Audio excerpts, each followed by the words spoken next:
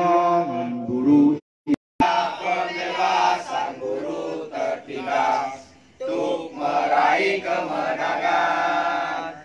Tegakkan jiwa ragamu, Gemakan suara nurani, bangunlah solidaritas demi tugas suci yang mulia.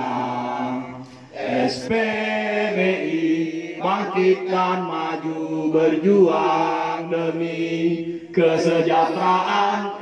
SPBI bangkit dan maju berjuang demi demokrasi.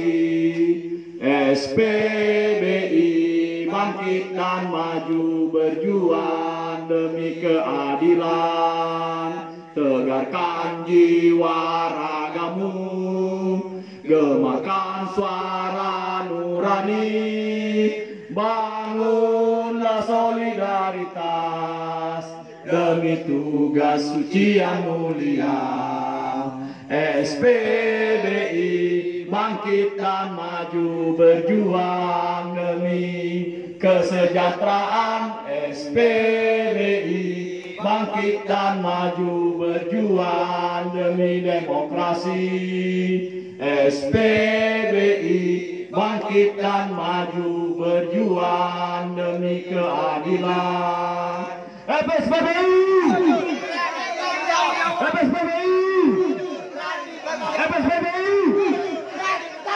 KSN!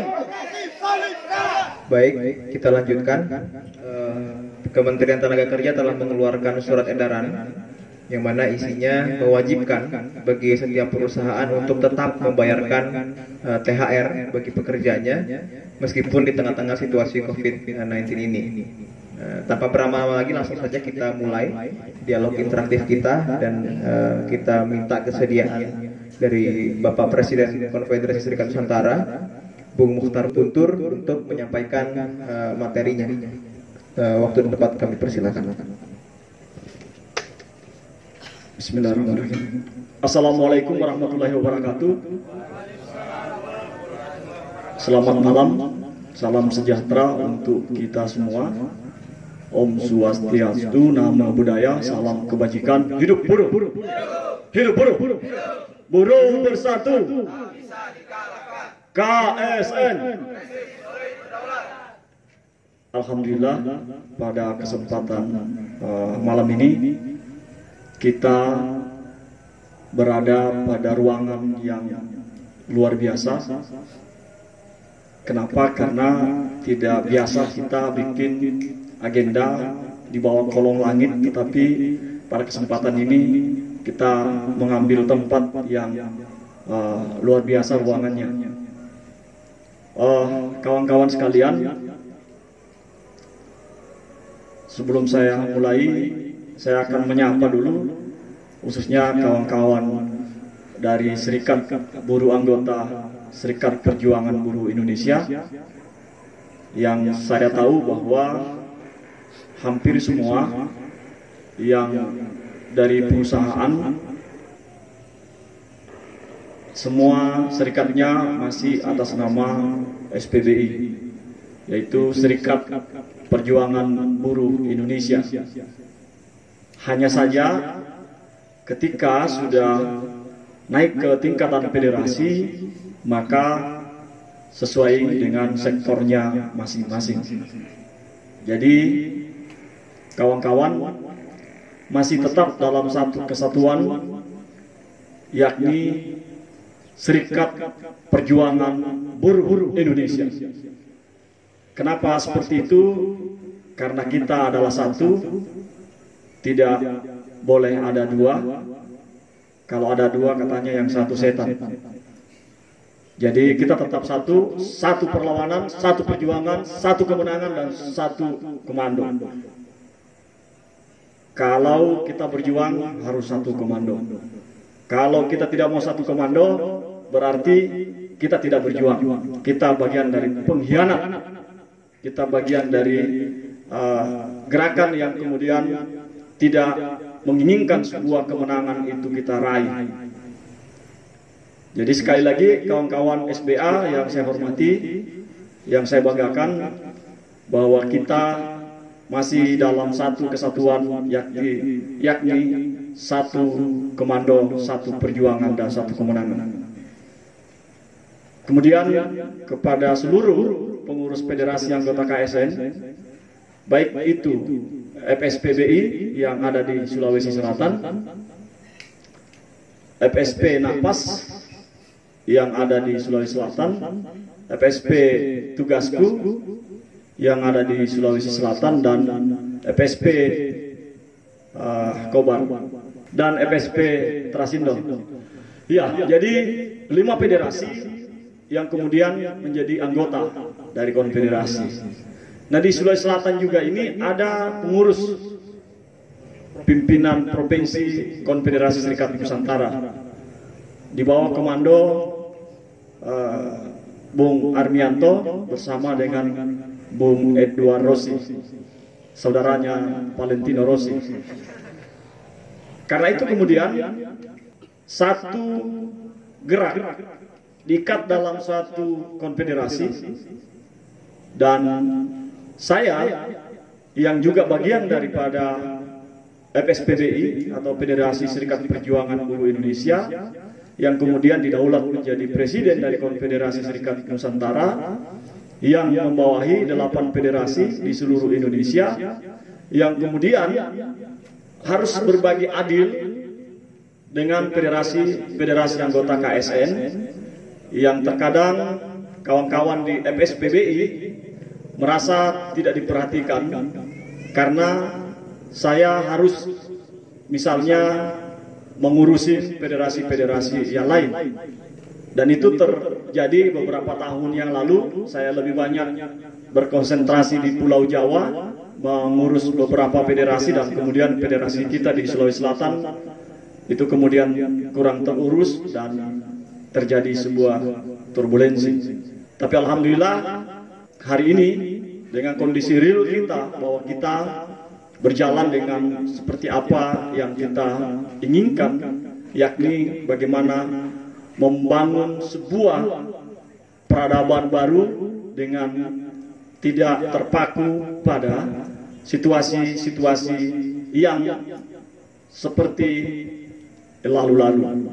Apa yang kita rasakan hari ini dengan memasuki era baru atau dunia baru, sebenarnya kita agak terlambat, tapi tidak terlambat amat untuk melakukan perubahan. Kenapa? Karena di era baru ini, di era digitalisasi yang banyak ditolak oleh teman-teman sebelum pandemi, itu kemudian sekarang baru mereka rasakan bahwa kita harus paham teknologi, kita harus bisa beradaptasi dengan dunia baru, yakni era 4.0 atau 4.0 atau yang sering disebut revolusi industri. Nah, kawan-kawan sekalian, pada kesempatan kali ini saya akan memaparkan terkait dengan sejarah lahirnya THR di Indonesia. Kalaupun banyak versi yang pada intinya sama. Nah, yang kita tahu bahwa ketika pemerintahan Soekarno yang kemudian dibawa Perdana Menteri Bapak Sudirman, Perdana Menteri ke-6 ketika itu, yang kemudian mencoba untuk mengakomodasi tuntutan-tuntutan para buruh yang memang tidak serta-merta diakomodasi oleh pemerintah sekitar tahun 50-an. Nanti masuk di tahun 52 ketika Pak Sudirman jadi Perdana Menteri, barulah kemudian diakomodasi, tetapi diawali dengan pemberian THR kepada Pamong-Praja yang sekarang kita kenal pegawai negeri sipil. Jadi dulu tidak ada PNS, yang dulu adalah Pamong-Praja. Makanya polisi itu sebenarnya dilahirkan dari Satpol PP. Dulu tidak ada polisi, yang ada Pol PP, Polisi Pamong Praja. Jadi biasanya kalau orang paham tentang sejarah, polisi itu anaknya Satpol PP. THR di tahun 52 itu berkisar 125.000 sampai 200.000. Artinya kalau kemudian dirupiahkan hari ini mungkin kurang lebih 3 sampai 4 jutaan. Nah, ada yang bertanya, kok yang pertama dikasih itu Pamong Praja, kenapa bukan buruh, kenapa bukan pekerja? Tetapi gerakan buruh sudah berminta bahwa itu harus diundangkan. Kalaupun tidak diundangkan dalam sebuah peraturan ketika itu, tetapi tahun-tahun berikutnya itu kemudian dilaksanakan. Hanya saja ketika pemerintahan berganti, THR itu dianggapnya sebagai hadiah dan kemudian diberikan penegasan dari pemerintah agar seluruh perusahaan swasta, BUMN dan lain-lain itu memberikan THR dalam bahasa sebagai hadiah, bukan sebagai hak. Nah, ketika itu terus-menerus di era Orde Baru tidak jelas seperti apa hitungan THR. Nanti di tahun 90-an baru kemudian desakan dari berbagai pihak termasuk serikat buruh, lalu tahun 94 baru dibuat sebuah peraturan menteri atau keputusan menteri nomor 4 tahun 94 kalau tidak salah tentang THR. Itu pun juga dalam hitungannya masih kurang meyakinkan kepada kita sebagai hak mutlak bagi pekerja atau buruh di Indonesia. Karena di dalam Kepmen nomor 4 tahun 94 kalau itu masih banyak yang langgar, tetapi tidak ada sanksi atau tindakan dari pihak pemerintah jika perusahaan melanggar. Kalaupun ada semacam surat edaran dari kementerian misalnya. Nah, itu berlangsung kurang lebih 10 tahun. Nanti pada pemerintahan Jokowi di era Menteri Hanif Dakhiri yang melibatkan berbagai serikat pekerja dalam pembahasan THR, barulah kemudian dibuat peraturan Menteri nomor 6 tahun 2016. Nah,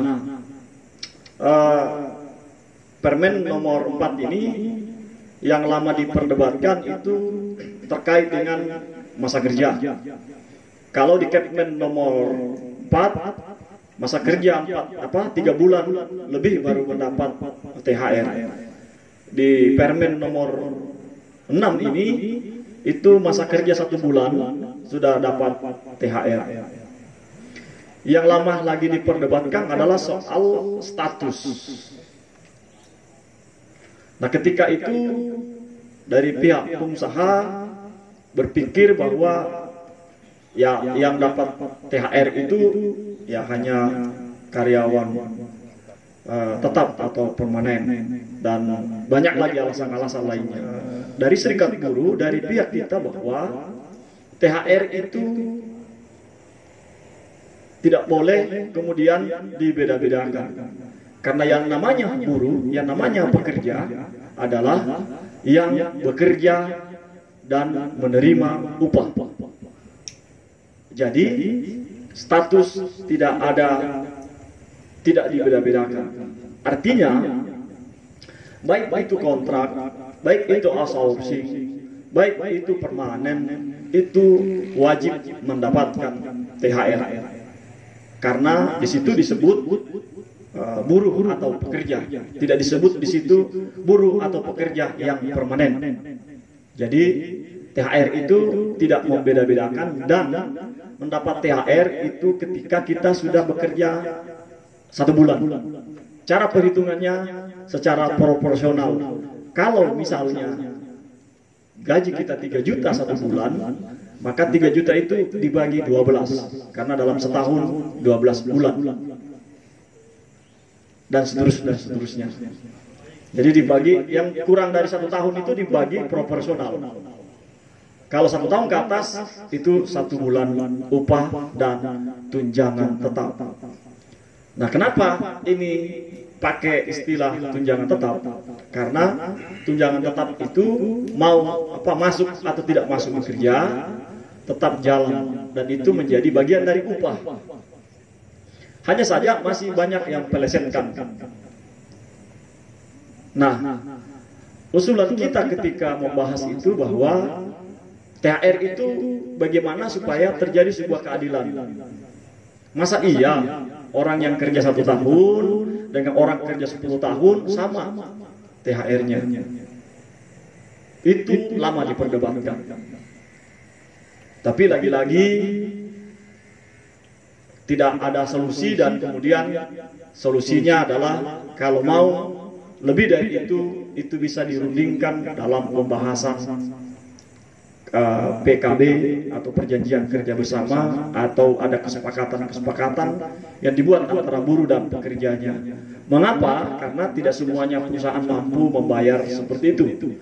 Kalau perusahaan tambang misalnya, kalau BUMN misalnya bisa menambahkan lebih dari itu, maka kemungkinan itu bisa.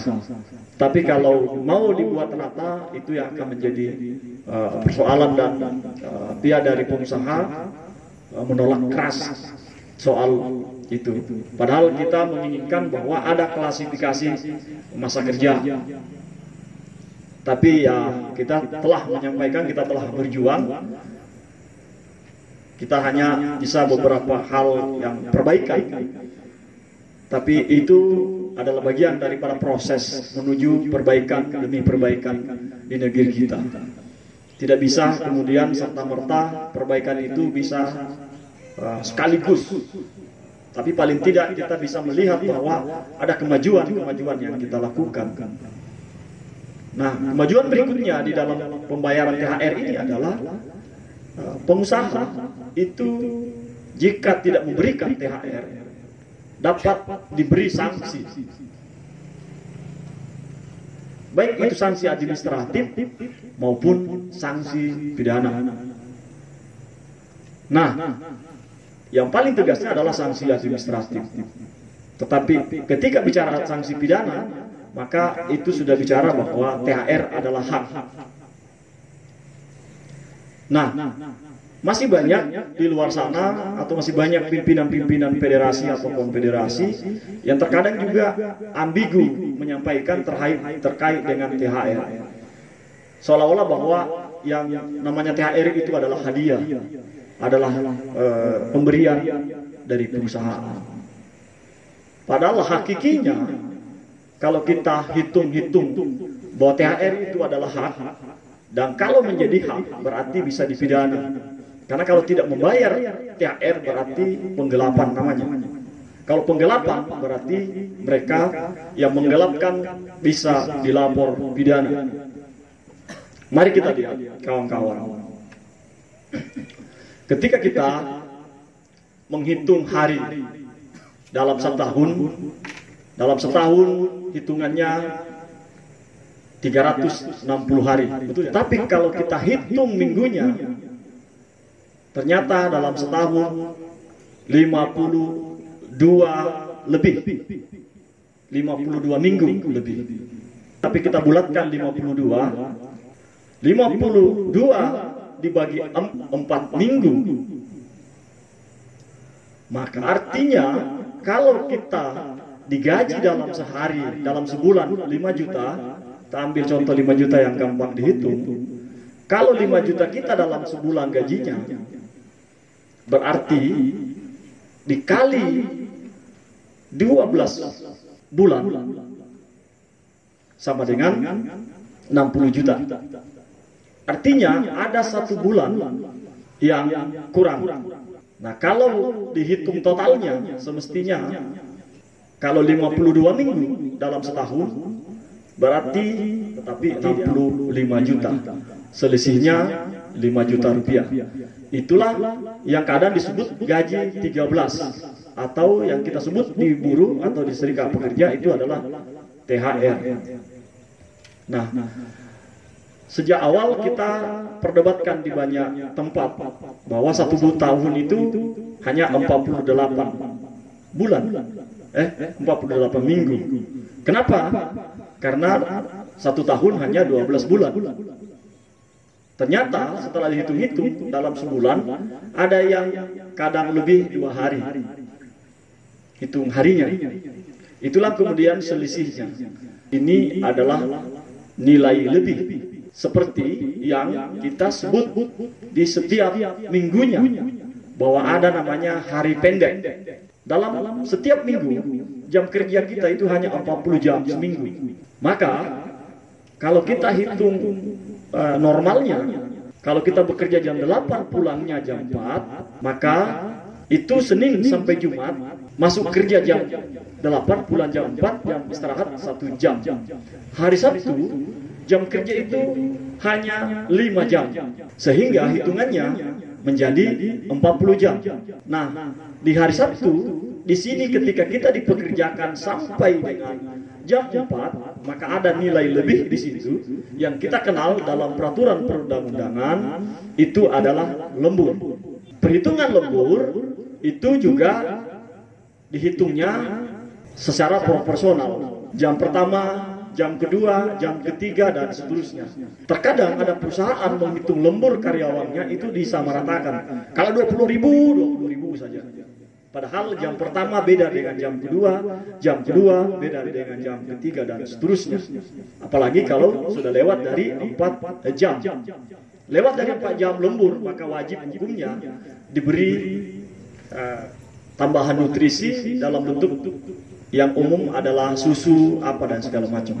Tapi sekarang terkadang kita sudah lembur 6 jam, 8 jam tidak ada sama sekali. Itu pun lemburnya tidak sesuai. Begitupun juga hitungan THR. Jadi ini selisih lebih. Kenapa pengusaha mampu mengelabui kita, mampu berhitung dan kita menganggap bahwa hitungan perusahaan itu tepat? Karena kita tidak mau belajar, karena kita jarang berpikir untuk masa depan, tapi berpikir apa yang kita makan besok, seperti ayam yang pagi baru berusaha kemudian tetap bisa makan. Kenapa seperti itu? Karena ini terbangun sejak lama.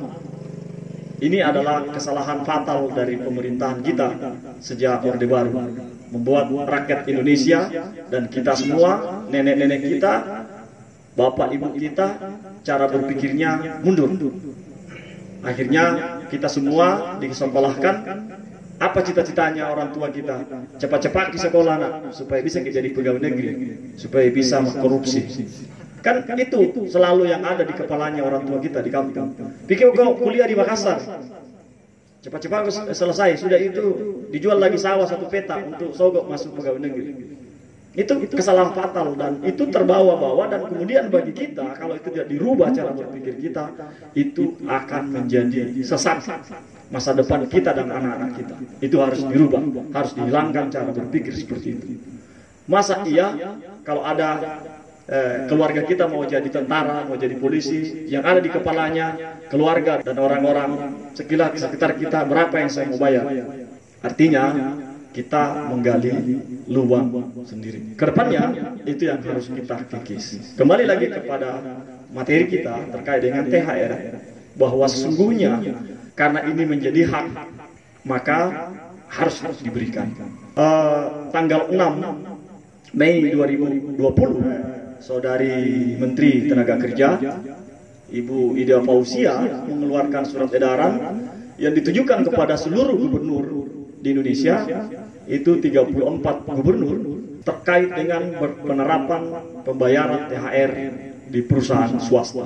Ada beberapa yang diperdebatkan bahwa THR itu adalah hak tetapi diberi kelonggaran bagi pengusaha untuk bisa menghadapi situasi pandemi atau situasi COVID-19 yang kita hadapi hari ini.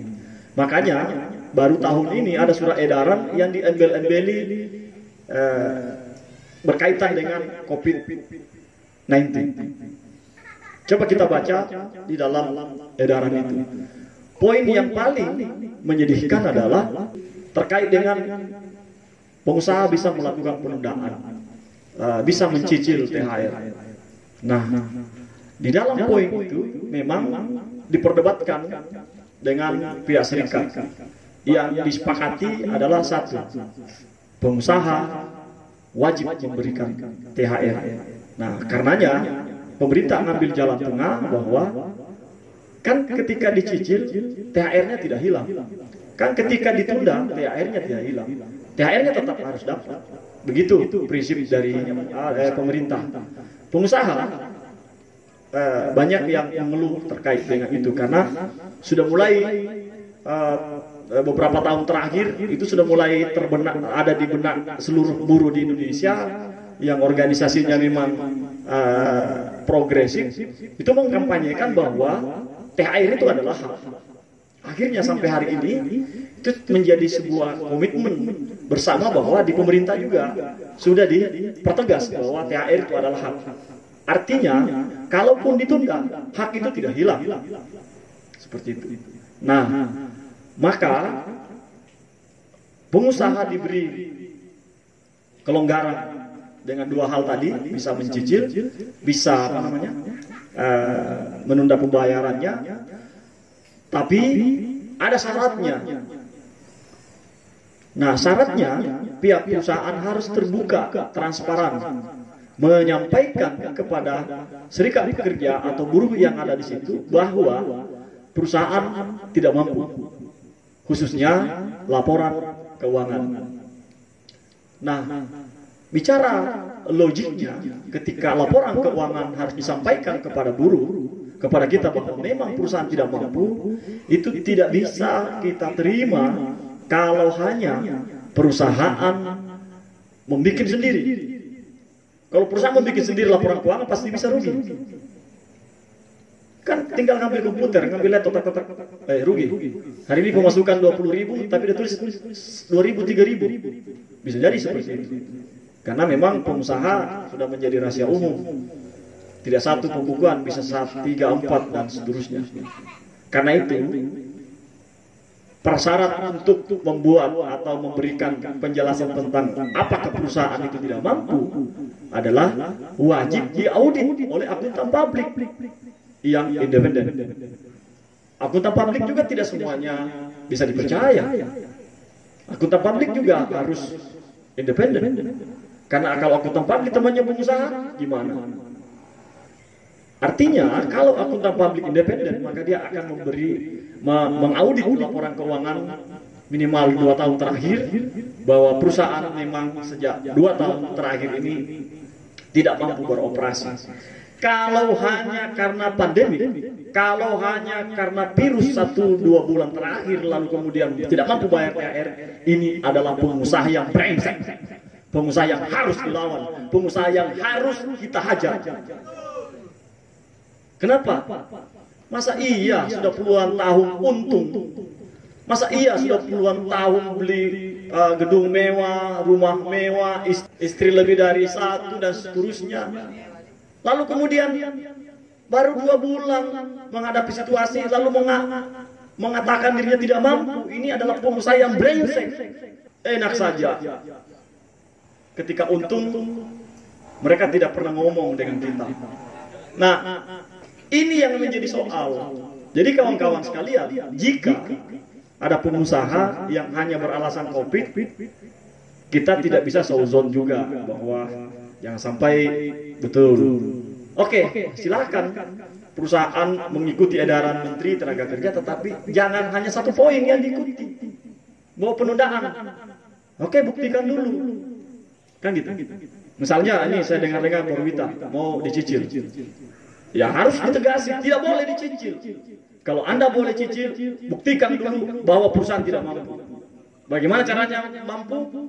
Silakan audit melalui akuntan publik yang independen. Kalau tidak mampu membuktikan itu, tidak boleh ditunda THR atau tidak boleh dicicil THR. Begitu ketegasan di dalam surat edaran itu. Ada juga bertanya ke saya terkait dengan THR. Saya juga kaget. Ini dibikin posko di sini. Tapi ngimbos di Facebook tanya tentang THR. Bagaimana pembayaran THR, Pak? Gaji saya tidak sesuai dengan UMP karena saya hanya digaji gaji pokok 2.300.000.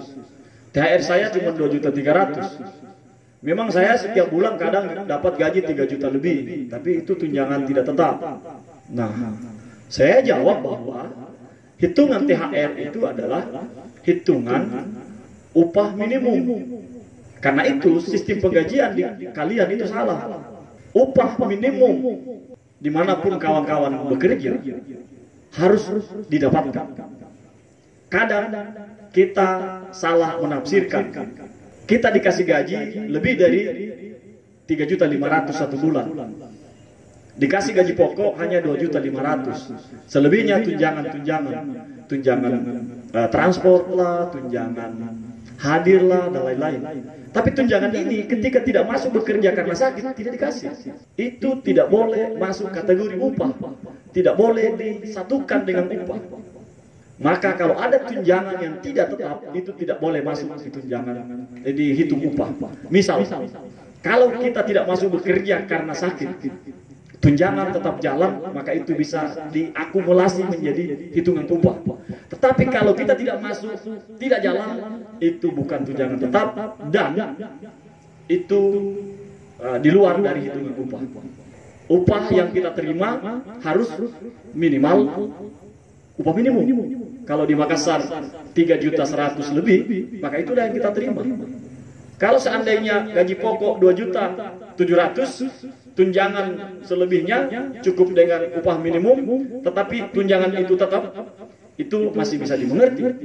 Tetapi kalau kita tidak masuk lalu itu dihilangkan atau tidak diterima, itu tidak bisa dimengerti dan tidak bisa kita terima. Itu adalah bagian daripada penggelapan upah. Jadi kalau kawan-kawan diberi upah di bawah upah minimum, lalu sudah diberikan penyampaian kepada perusahaan secara transparan, termasuk dengan hitungan-hitungan, termasuk dengan pasal-pasal terkait dengan hal normatif, lalu perusahaan masih tidak melaksanakan, maka itu adalah penggelapan upah. Nah, kembali lagi kepada THR kawan-kawan sekalian, bahwa THR itu minimal sama dengan upah minimum. Kenapa? Karena itu adalah upah dasar. Nah, terakhir sebelum penanggap menanggapi dan memberikan berbagai penjelasan terkait dengan praktek di lapangan, karena saya tidak tahu seperti apa, saya hanya mendengar kadang dari diskusi-diskusi lepas, atau kadang ada ngimbo saya, atau ada WA saya, atau ada yang tanya saya terkait dengan THR. Tetapi pada prinsipnya sekali lagi kepada kawan-kawan, THR itu adalah hak mutlak. Karena saya agak sedikit gembira ketika di tengah perdebatan di Kementerian Tenaga Kerja, lalu disepakati bahwa THR itu adalah hak dan tidak lagi ada yang bicara hadiah. Akhirnya kalau menjadi hak berarti boleh ditunda, boleh dicicil. Hanya saja ada mekanisme, ada aturan yang harus dilalui. Kalau tidak, berarti tidak boleh. Yang terakhir, yang dirumahkan. Orang yang dirumahkan itu wajib juga mendapat THR. Kenapa? Yang dirumahkan itu kan hubungan kerja masih berjalan. Yang diperdebatkan adalah yang sedang proses PHK. Karena biasanya kalau sedang proses PHK, sudah sampai di Disnaker atau sudah sampai di PHI, biasanya pihak perusahaan serahkan saja putusan terakhir. Kalau memang di putusan terakhir ada di situ disebut THR, maka di situ ada THR. Karena sudah berselisih. Tapi kalau baru dirumahkan, itu wajib mendapatkan THR. Seperti apa? Disinilah fungsi dan tugas serikat. THR itu kan paling lambat 7 hari sebelum hari raya. Karena itu sampai hari Senin belum terima THR, maka saya minta kawan-kawan KSN Sulawesi Selatan untuk mempersiapkan diri menggeruduk perusahaan-perusahaan yang tidak bayar THR. Caranya menggeruduk tidak perlu banyak orang, pakai mobil komando saja, minta Dinas Tenaga Kerja untuk bersama-sama menggeruduk perusahaan-perusahaan yang tidak bayar THR. Tapi harus jelas infonya, faktanya seperti apa. Jadi mungkin KSN Sulsel mengajak pihak Dinas Tenaga Kerja sama-sama satu mobil, kalau perlu pakai mobil komando, kita datangi perusahaan-perusahaan yang khususnya anggota kita dulu yang tidak memberikan THR. Kalau perlu minta juga dari aparat keamanan, dari polisi, dari Dinas Tenaga Kerja untuk terlibat. Kalau mereka tidak mau, ya kita sendiri. Ini kan tugasnya mereka, tugasnya dinas, bukan tugasnya kita. Kita hanya mau membantu. Dinas Tenaga Kerja kan menegakkan aturan. Menegakkan aturan, kita mau bantu. Ayo, kita turun ke jalan. Turun ke jalan, tidak seperti harus demonstrasi, tetapi kita ajak. Kita akan beberapa daftar anggota kami, dari anggota KSN, ada 5 yang tidak bayar misalnya, 5 perusahaan. Maka kita dari KSN minta Dinas Tenaga Kerja untuk sama-sama turun sebelum kami turun sendiri. Kalau kami turun sendiri, ya kita salahkan Disnaker kenapa tidak melakukan pengawasan. Kalau dia bilang jangan bagi ikut, saya nanti laporannya kita tunggu. Oke, kita kasih kesempatan, tapi hanya waktunya 1 kali 24 jam. Karena waktu tidak bisa diputar balik atau diputar kembali. Kasih 1 kali 24 jam, tidak clear, kita yang turun. Masa kita hanya minta hak kita mau dihalang-halangi? Kalaupun kita hargai, jangan juga terlalu banyak orang. Nanti kita atur bagaimana. Saya kira itu, atau ada langkah-langkah strategi yang tepat bagi kita. Ada kawan Korwil, ada kawan Untung, ada kawan Asri, ada kawan Armianto, ada kawan Eros yang akan mengeksekusi. Nah ini mereka-mereka ini yang harus siap mengeksekusi. Kalau mereka tidak siap eksekusi, kita yang eksekusi mereka. Begitu ya? Ya, saya kira.